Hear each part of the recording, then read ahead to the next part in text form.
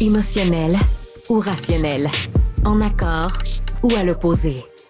Les rencontres de l'heure. La rencontre de l'heure avec Philippe Lorange. On parle littérature, ça fait une semaine, on a le temps de lire. Absolument. Go. Mais je viens de parler deux livres qui portent sur le mouvement transgenre et donc qui fait beaucoup réagir un peu partout dans le monde et surtout dans le monde occidental. Donc je parle d'abord d'un premier livre du nom de Transmania qui a fait beaucoup réagir en France de Dora Muto et Marguerite Stern. Et alors il faut dire dans un premier temps que ces deux femmes-là sont très courageuses parce qu'au départ, ce sont des féministes qui sont plus de gauche, si on veut. Marguerite Stern, c'était carrément une fémène. Et donc, c'était des femmes qui paraissaient bien publiquement. Et il vient un moment donné où des utilisateurs sur les réseaux sociaux leur disent regardez, là, vous parlez pas assez des femmes trans, donc en fait, vous êtes des TERF. Et là, les TERF, qu'est-ce que ça veut dire? Oui, absolument. TERF. Okay. Ça veut dire quand donc. J'étais petit, il y avait un plat au restaurant, on appelait ça un surf and turf. Ah ça bon? fait des poissons et des patates frites, si je me souviens. Oui, c'est ça. Mais aujourd'hui, les choses changent. Hein? Et donc, le TERF, aujourd'hui, c'est une féministe radicale qui exclut les trans. Donc, c'est comme une insulte qui est lancée à l'égard de ces femmes-là. Okay. Et donc, ces femmes-là, en fait, ne s'opposent pas aux trans en soi. C'est simplement qu'elles ont des questions à poser concernant les transitions chez les mineurs. Donc, j'en ai déjà parlé ici dans les dernières semaines avec Alexandre Moranville. Là, j'étais curieux d'en parler avec toi. Et donc, c'est parce que les transitions chez les mineurs posent beaucoup de questions. Parce que, par exemple, quand on va faire une transition, il faut prendre des bloqueurs de puberté. Ensuite de ça, c'est les hormones, comme par exemple une fille qui veut devenir gosse, c'est les testostérones. Puis après, c'est les chirurgies. Mais le problème, c'est que malheureusement, la plupart de ces interventions-là sont irréversibles.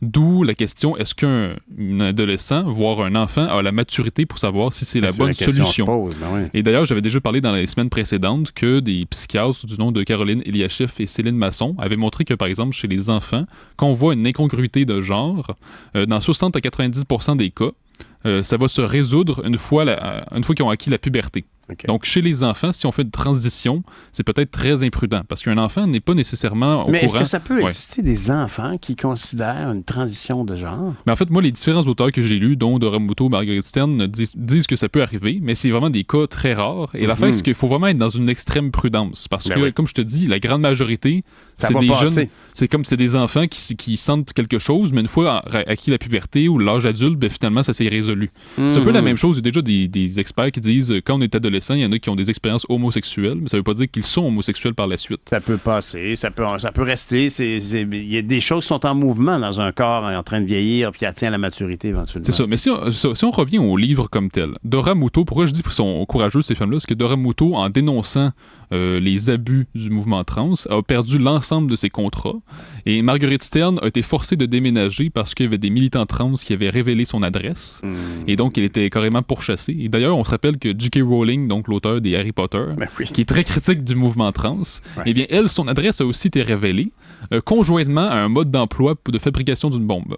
Alors, c'est quand même pas si mal. Ah, écoute, ça, c'est sûr que ça, c'est des dérives qui n'ont aucun sens. Là. On est au-delà du débat d'idées, on est dans l'intimidation. Moi, j'ai vu l'autre jour chez la ministre Joly, il y avait une manifestation dans la rue. Ben voyons donc, tu vas pas faire ça dans mon quartier, tu vas pas venir faire ça dans ma rue, emmerder un ministre dans sa résidence privée. Et là, ça va faire. C'est pas comme ça que ça se passe ici. Non, absolument. Puis d'ailleurs, Mark Miller lui-même a été intimidé à son bureau. C'est épouvantable. Non, c'est ça. Mais donc, pour revenir, par exemple, aux bloqueurs de puberté et aux hormones, on peut voir quels sont les dangers reliés à ça. Parce que parfois, il y a des médecins qui peuvent dire c'est pas grave, on peut revenir en arrière, mais il y a clairement des effets irréversibles. Par exemple, une fille qui veut devenir gars, la voix grave, elle reste pour toujours. On ne peut pas revenir en arrière. C'est la même chose pour pilosité faciale. Puis par exemple, hier, je regardais un documentaire suédois qui a fait aussi beaucoup réagir, qui s'intitule The Trans Train. Et donc là, on suit par exemple le parcours d'une fille qui est devenue gars puis qui détransitionne pour revenir fille. Mais l'affaire, c'est que encore une fois, la voix grave, c'est celle carrément d'un homme. Elle la garde. C'est ça. Et le visage est celui d'un homme quand même. Là. Donc c'est pas vraiment réversible comme tel. Ben, c'est des sujets tellement... écoute, c'est tellement fondamental. On est dans l'identité de genre. Donc, si on n'est pas sûr...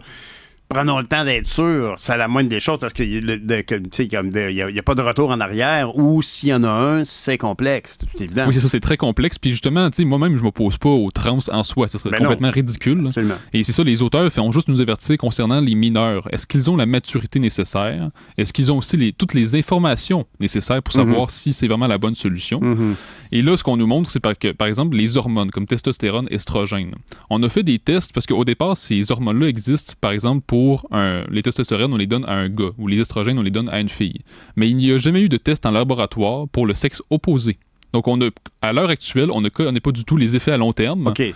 On connaît l'impact à long terme de la prise d'estrogène chez les femmes. Ouais. On connaît l'impact de la prise de testostérone à long terme chez les hommes. Mais pour les gens trans, on n'a pas encore d'études à long terme sur ça parce que le phénomène serait trop récent. On ne sait rien du tout. Donc, les jeunes trans ne le savent pas, mais ils sont un peu comme des enfants cobayes. Moi, en tout cas, c'est l'expression qui me vient à l'esprit naturellement parce que c'est comme une expérience grandeur nature. Parce qu'on leur dit, ben voilà, t'es une fille, on te donne de la testostérone, mais on ne connaît pas du tout les effets à long terme de la testostérone chez les filles. Et Dieu sait que Véronique Cloutier nous a bien expliqué à quel point les hormones, c'est compliqué en maudit. Fait que là, je sais pas c'est quoi l'impact, mais c'est déjà compliqué chez une femme qui a eu la chance de naître dans le bon corps, à prendre des hormones. Fait qu'imaginez si on est dans l'assemblage un peu particulier. Oui, absolument. Puis regarde, les effets à long terme, en tout cas, les effets sur la santé qu'on voit pour le moment, c'est qu'il y a un risque presque jusqu'à x10 de faire un AVC.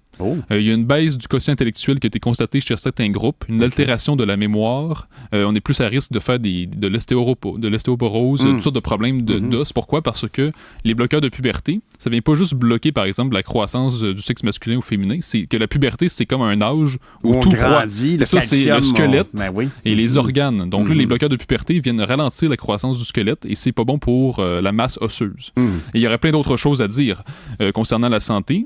Mais aussi autre chose, par exemple, sur les compétitions sportives féminines. Ça fait beaucoup réagir, notamment aux États-Unis, un peu partout. Et il y a plusieurs femmes qui disent, on vit une injustice. Pourquoi? Parce que, par exemple, une femme trans, même si elle a une testostérone plus faible qu'un homme, un homme normal, il n'en demeure pas moins que la testostérone qu'elle a est nettement plus élevée qu'une femme ordinaire. Et ce qu'il faut savoir, c'est que cette hormone-là joue sur le poids, la puissance, la vitesse. Donc, dans le sport, c'est vraiment crucial, ces genres de choses-là. C'est pour ça que les catégories sont distinctives, parce que naturellement, l'homme a développé au fil des millénaires générationnels, de génération en génération, plus d'aptitude au physique, à la force ou à la course pour attraper le guépard qui court dans la brousse. T'sais. Oui, puis d'ailleurs, ce qui est dangereux, c'est que dans le cas de la boxe... Quelle image délirante, pardonnez-moi. Mais ce qui est dangereux, c'est que dans le cas de la boxe, quand on a une femme trans, là, ça devient vraiment, vraiment dangereux. Là, parce qu'une femme trans qui est dans un ring de boxe, parfois, il y a des femmes qui allaient dans un ring de boxe et qui ne savaient pas que leur adversaire était une femme trans. Et là, même si c'est des championnes, là, ils font face carrément à quelque chose de complètement inégal. Parce que le corps, même si on fait une transition, le corps demeure quand même avec la même force masculine. Mais heureusement, dans la boxe, quand même, à la base, il y a beaucoup de gradations. C'est-à-dire les poids plumes, les poids, tu sais, comme je connais rien là-dedans, là, mais on sait que quand tu as tel poids puis tu as telle masse musculaire, tu peux pas affronter Tarzan la bottine Tyler. Là. Non, c'est sûr. C'est clair. Mais... Une autre image forte, très illustrante. Tarzan la bottine. C'est ça, mais c'est ce qu'elle montre, les auteurs, c'est que même si il y a moins de testostérone chez une femme trans, il y a quand même plus de 3000 gènes qui contribuent à la différence de musculature entre les sexes. Donc, même si on fait une transition, il y a quand même... La génétique est là pareil. On peut pas changer ça malgré tout. Les chromosomes XY sont là quand même. On peut pas absolument changer. Autre chose, ce qu'on apprend dans l'enquête qui est faite, c'est qu'il y a des personnalités milliardaires qui encouragent le transgenrisme. Et donc, elles y trouvent un intérêt, ces personnalités-là. C'est quoi cet intérêt? Pourquoi? Parce que le marché de la transition est très lucratif et il est en expansion également. Donc, les transitions, ça coûte quand même très cher. Les bloqueurs de puberté, c'est plusieurs milliers de dollars.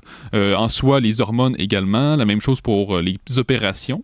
Et à chaque fois, dans la plupart des pays occidentaux, c'est l'État qui paye. Ah oui? Donc, c'est ça. Je savais au Québec. J'imagine qu'au Québec, il faut démontrer un cas probant pour que le système de santé reconnaisse qu'il y a eu un mauvais aiguillage chromosomique à un moment donné dans la conception. Là. C'est encore drôle parce que justement, je faisais des recherches dans les dernières semaines, puis par exemple, les sexologues au Québec, on peut se trouver sur un site très sérieux. Là. Vraiment, les sexologues, ils disent, par exemple, juste après une seule consultation, on commence déjà l'hormonothérapie. Donc seulement après une consultation. Et c'est la même chose, par exemple, pour des affaires comme des opérations chirurgicales après seulement 1 ou 2 séances. On peut déjà commencer alors qu'on est un mineur. J'ai vu un reportage là-dessus il y a quelques mois, où on évoquait qu'on était un peu expéditif. Que c'était aux frais du malade, aux frais du patient, de faire son évaluation, mais que il va de soi qu'on devrait être prudent, puis s'avérer, puis c'est particulièrement au niveau des jeunes, s'avérer plus prudent encore. Et de souvenance, c'est que ça allait trop vite, que les gens étaient très, très enthousiastes et que les spécialistes consultés disaient « Ben, si t'es enthousiaste, moi aussi. » Puis on va y aller, alors que c'est quand même... Ce sont des choix super légitimes, mais super importants et fondamentaux quand même. Oui, c'est ça. Mais là, ça m'amène d'ailleurs au deuxième livre, La question trans de Claude Habib. Donc, Claude Habib est très reconnue en France parce que c'est une experte de littérature. Elle a déjà écrit sur la séduction homme-femme. Donc, une femme qui est très, très intelligente. Et très versée dans les rapports humains. Oui, c'est ça. Elle connaît très bien la littérature romantique et tout ça. Donc, elle connaît très bien les rapports entre hommes et femmes. Et donc, elle aussi, elle a un propos très nuancé. Et donc, elle montre que, par exemple, je parlais du fait que, bon, il y a des effets secondaires concernant les bloqueurs, les hormones. Mais ce qu'on sait aussi, c'est que les jeunes trans, dans la grande majorité des cas, c'est des jeunes qui ont déjà des troubles psychiatriques. Donc, c'est une comorbidité. Donc, on voit, par exemple, beaucoup de dépression, anxiété, des TPL, donc troubles de personnalité limite, des TOC également. Donc, on se pose la question, est-ce que c'est vraiment parce que le jeune a une dysphorie de genre ou c'est parce qu'il y a un autre problème qui n'a pas encore été diagnostiqué? Donc, c'est ça l'affaire. Et à la limite, on peut se demander si le premier diagnostic avait eu lieu, est-ce que la transition de genre aurait eu lieu? Ben, c'est ça aussi, c'est ça le problème. D'autant plus que ce qu'elle montre, c'est que il y a une surreprésentation des personnes autistes. Donc, dans la population, il y a 1 à 2% de personnes autistes, mais chez les jeunes trans, on parle de 35%. Donc, il y a une surreprésentation importante et l'explication qu'on peut apporter à ça, c'est que quand ils sont rendus à l'adolescence, les personnes autistes ont plus tendance à faire un burn-out social. Pourquoi? Parce qu'ils ont plus de difficultés à socialiser, à se faire des amis. Et donc, elles ont tendance, si l'autisme n'a pas été diagnostiqué, elles ont tendance à repérer la cause de leur rejet social à la dysphorie de genre. Pourquoi? Parce qu'ils vont sur Internet et là, il y a toutes sortes de forums et d'influenceurs qui disent « Oui, vous êtes dysphorique, si vous ne sentez pas bien... » Ils voient enfin une lumière dans le tunnel et disent « Exactement. C'est ça que j'ai. » C'est exactement ça qui se passe, c'est qu'ils se disent « Bon, ben, je vis du rejet social, je me sens pas bien dans ma peau. » Et là, elles vont sur des forums, puis il y a des influenceurs qui disent « Si tu te sens pas bien dans ta peau, c'est que tu as une dysphorie de genre. » Et donc, ça amène malheureusement beaucoup de personnes autistes vers la dysphorie, vers la transition. Et on connaît toute l'influence que peuvent avoir les réseaux sociaux, la solitude. La solitude d'une personne et qui, dans son écran d'ordinateur, trouve le réconfort de voir des gens qui partagent une réalité. Je vais donner un exemple complètement farfelu, mais moi, je pensais que j'étais tout seul à chercher des étriers de frein pour une Volvo 67. Ben là, j'ai réalisé, il y a 20 ans, avec eBay et tous ces ordinateurs, que tout d'un coup, il y a quelqu'un qui est...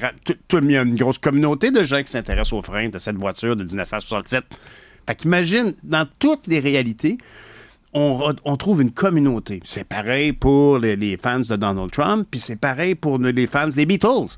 On a des communautés. Alors, les gens qui souffrent, qui se sentent pas bien dans leur peau, entendent enfin des gens qui partagent leur affaire, puis font comme « Wow! » Enfin, j'ai peut-être trouvé ma solution. En effet, ces communautés-là, comme tu dis, justement, elles permettent de rassurer, de trouver enfin des amis, des gens avec qui partager les mêmes réalités. Mais le problème, c'est que la solution qu'elles apportent n'est pas nécessairement la bonne.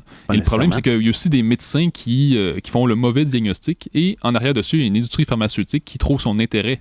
Parce que, comme je te dis, justement... Penses-tu que pour les pharmaceutiques, c'est d'un filon vraiment... Oui, parce que comme je te disais plus tôt, c'est parce qu'il y a des milliardaires qui investissent là-dedans. Pourquoi? Parce que il y a le marché des transitions est vraiment en expansion et ça représente des centaines de millions de dollars à travers le monde. Donc, justement, les testostérone, les bloqueurs de puberté puis les opérations de changement de sexe, ben c'est beaucoup, beaucoup d'argent qui circule, ça. Donc, il faut être conscient de ça. Après, je suis pas en train de dire que toute dysphorie de genre est fausse puis ça fonctionne pas. Mais non, d'ailleurs, moi, c'est un sujet qui a beaucoup évolué. Je sais pas, moi, on en parlait quand même assez peu il y a 20 ans, mais moi, je me souviens, quand j'étais au cégep, 1990 à peu près, j'avais une amie qui est devenue un ami. On ne s'est pas revus en particulier, mais je me souviens très bien qu'elle s'appelait Françoise, il s'appelait Francis. Puis, fait que c'était certainement donc un pionnier de l'époque. Mais aujourd'hui, régulièrement, on marche sur la rue, puis on voit quelqu'un, puis autrefois, on pouvait se dire, tiens, quoi, une fille, ça? C'est une question qui se pose à peu près plus. C'est correct, honnêtement, que la personne ait un choix de vêtements féminin, mais qu'elle ait une grosse voix ou une pomme d'Adam gigantesque. Qu'est-ce que ça peut bien faire? Ben oui, je suis entièrement d'accord avec ça. Attaché à le dessus, tu sais. Non, bon, mais regarde, elle fait sa vie. C'est ça, mais je suis entièrement d'accord avec ça. C'est pour ça que la question épineuse, c'est vraiment la question des transitions chez les mineurs. Est-ce qu'ils ont la maturité nécessaire? Absolument. Est-ce que c'est vraiment la solution aux problèmes qu'ils vivent ou bien ils sont en train de vivre autre chose? Et là, un point important que je voulais aborder avant qu'on se quitte, c'est que il y a plusieurs auteurs que je lisais, notamment Claude Habib, Dora Muto, Marguerite Stern, on pourrait en citer d'autres, qui disent que les pays, j'en ai parlé ici avec Alexandre Moraville, les pays où il y a le plus de transition, c'est des pays où l'homosexualité est un tabou. Donc, le deuxième pays où il y a le plus de transition dans le monde, c'est l'Iran.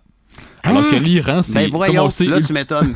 Oui, et d'ailleurs, en 1978, donc un an avant la révolution iranienne, l'ayatollah Khomeini, donc qui est devenu après le guide suprême, avait dit c'est correct de faire une transition. Donc, il avait dit ça en 1978. Ben voyons, mon absolument. Dieu. Il a dû regretter son geste. Pas du tout. En Iran, si vous êtes homosexuel, c'est passible de la peine de mort. Ah, OK. Mais ça, c'est correct. Mais c'est ça, la transition, parce que là, c'est comme si vous deveniez un hétérosexuel. Parce qu'un gars qui est attiré par des gars, c'est contre nature pour eux. Mais si tu deviens une fille, là, tu deviens comme hétérosexuel. Donc, tu es redevenu quelqu'un de normal. Ben voyons. Donc, absolument. Donc, l'Iran peut rembourser partiellement une transition de genre. Mais il y a des gens qui sont des homosexuels qui sont quasiment forcés de faire une transition parce que l'Iran ne veut rien savoir d'avoir des homosexuels chez eux. Donc, il y a peut-être un rejet de l'homosexualité qui est relevé par différents auteurs. Donc, vu que l'homosexualité est tabou dans plusieurs pays. Favorise cette hausse. Oui, absolument. Pour devenir un genre de faux hétérosexuel, si on veut. Et donc, non, mais. Ce que ne nous citez pas sur cette conversation hors contexte. Il y a un contexte à ses propos. C'est ça, mais il y a aussi autre chose. Non seulement il y a le rejet de l'homosexualité en raison d'un tabou dans certains pays, mais il y a également un rejet de la féminité. Pourquoi? Parce qu'il y a plusieurs femmes qui ne se sentent pas en sécurité dans la rue, un peu partout, et donc qui se disent je veux rien savoir d'être femme parce que c'est trop difficile, on se sent pas en sécurité et tout ça. Et donc, on l'a vu dans les dernières années, ce qu'on voit, c'est que, par exemple, il y a une dizaine d'années, il y a une quinzaine d'années, la plupart des transitions, c'était des gars qui veulent devenir filles. Mais depuis 10-15 ans, ça a explosé chez les jeunes filles qui veulent devenir gars. Dans quel territoire, ça? Dans les pays occidentaux de manière générale. Oui. Quand on regarde un peu partout les pays occidentaux, il y a une dizaine, quinzaine d'années, c'était la plupart du temps des gars qui veulent devenir filles. Là, c'est rendu complètement l'inverse. Les gars qui veulent devenir filles, c'est resté à peu près la même affaire. Mais des filles qui veulent devenir gars, ça a complètement explosé. Et l'une des causes qu'on attribue à ça, c'est que les jeunes filles se sentent moins en sécurité, puis elles se disent, si je deviens un gars, je vais être plus en sécurité. Peut-être qu'elles se disent pas ça de manière consciente, mais de manière inconsciente. D'autant plus qu'on sait, par différentes statistiques, que plusieurs jeunes filles qui veulent devenir gars ont vécu une agression sexuelle ou elles ont vu leur mère dans un contexte de violence conjugale.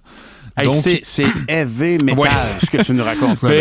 Et là, ça, il va falloir y revenir parce que ce sont des mobiles, ce sont des raisons à invoquer qui n'ont pas de sens. C'est épouvantable de penser qu'on est d'une société tellement toxique pour les femmes qu'il y en a qui veulent devenir des hommes pour cette raison-là. C'est comme, voyons donc, ça se peut presque pas.